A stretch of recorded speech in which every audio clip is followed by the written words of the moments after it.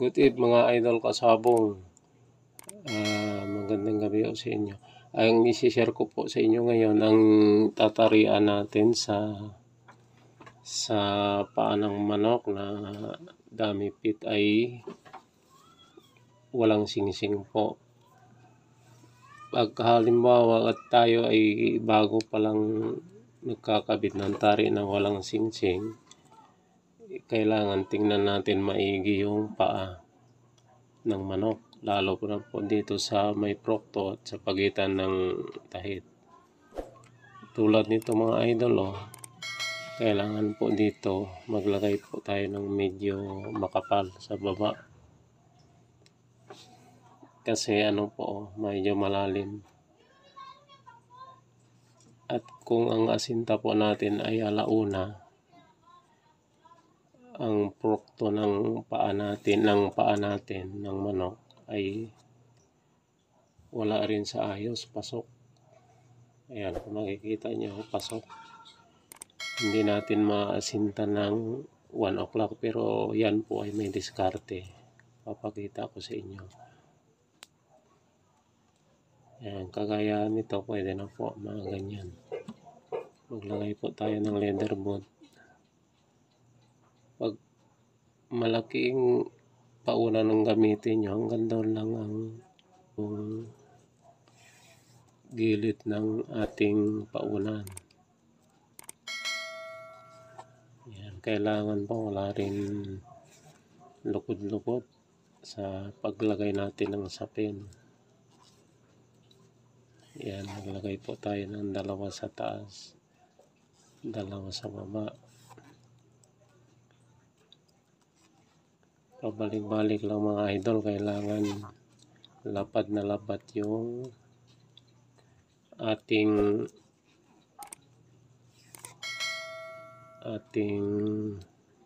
sapin.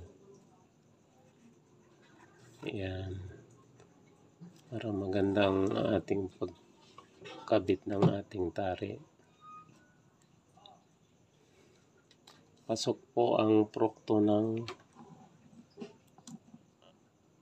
ating paa ng dummy pit, kaya mag-a-adjust po tayo. I-adjust po natin yung procto ng pakunti-kunti lang, hindi malaki, kunti-kunti lang po. Ilagay na po natin itong kalang na large.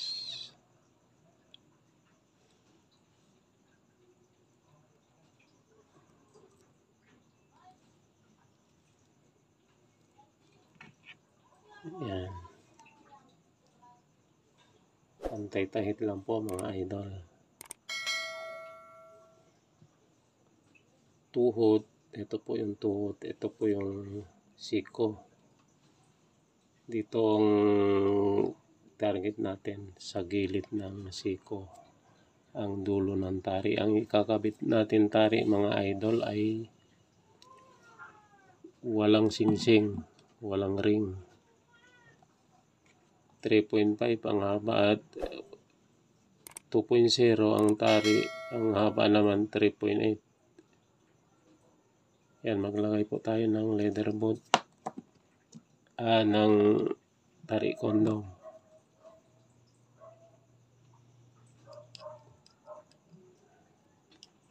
Maglagay na tayo ng tali sa procto. Ganito lang po ang paglagay. Kung maglagay po kayo ng marami, mas maganda.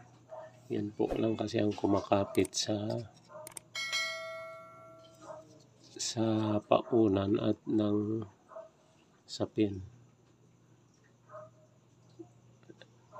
Ayan mga idol, itong sinasabi ko, pagka 1 o'clock ang asinta natin, hindi natin makakuha ng insakto kasi pasok tong procto niya paloob. Kailangan iano po natin ng konti, ihilain po natin ng palabas yung procto.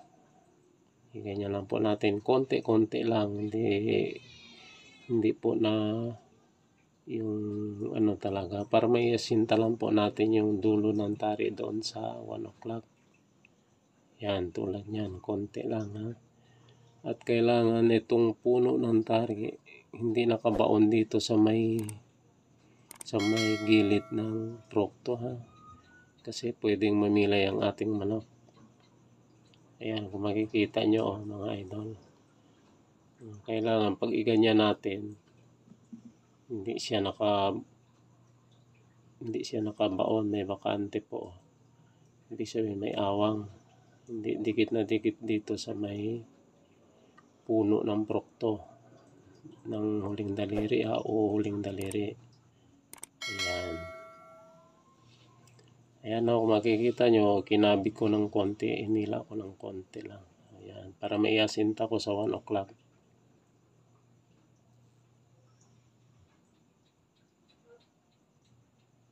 Ayan mga idol. Ito, nasa 1 o'clock na po ang asinta. Tanggalin po natin saglit yung... Ayan, ipakita ko sa inyo, nasa 1 o'clock na yan. Ayan, nasa gilid na po siya ng siko. Ayan, kung makikita nyo ha.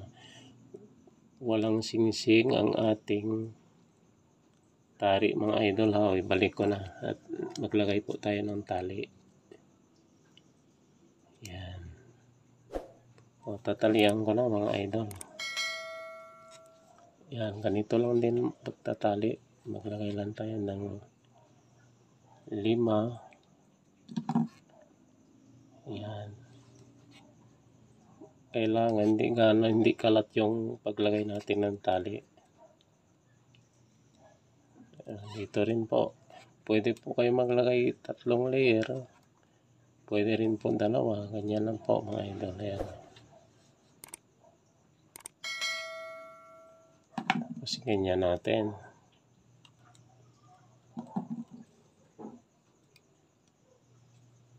Yan. Iasinta mo ulit. Tingnan natin ulit. Silipin natin muli mga idol. Ayan. Hindi naman nagbago. Yan. Ituloy na po natin. Ituloy na po natin paglagay ng bidbid. Ayan. Ganyan lang mga idol. Tapos dito rin. Ayan.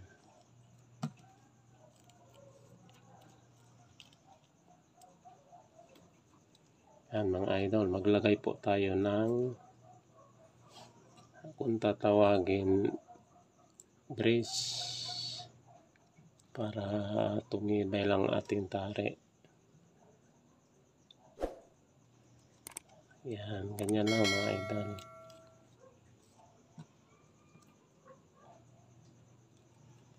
Ito kung tatawagin brace.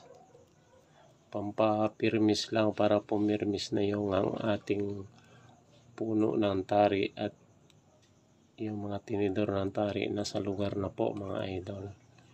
Hindi na po siya gagalaw, nakapirmis na. Ayan mga idol. Ayan, kung makikita nyo naman itong panang tinidor, talagang sentro din po doon sa paunan. Nakasakay po talaga siya. Ayan mga idol, na may naibigay ko naman po sa inyo yung konting kaalaman o share sa inyo.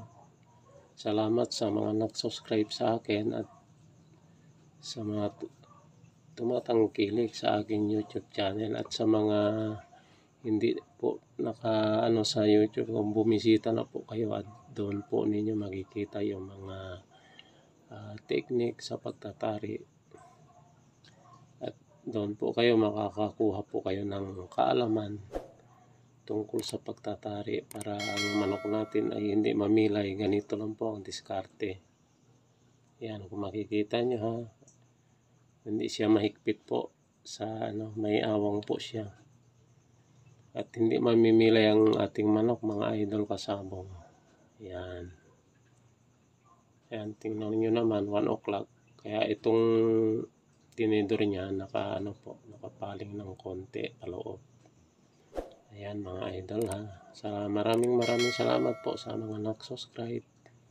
Kung nagustuhan nyo naman ang aking binigay sa inyong kaalaman o paki-share na lang. Thank you po sa lahat.